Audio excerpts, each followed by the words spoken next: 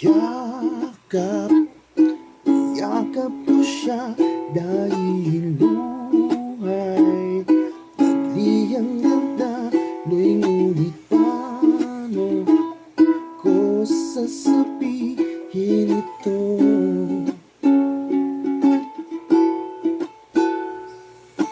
Puso'y tiyak na masusugatan, kaya kanyang maunawaan. Paano ko sasabihin ito?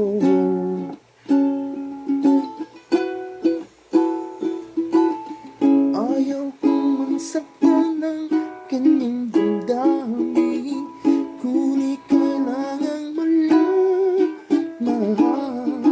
Puso'y kumakaba, sana'y matapos ng di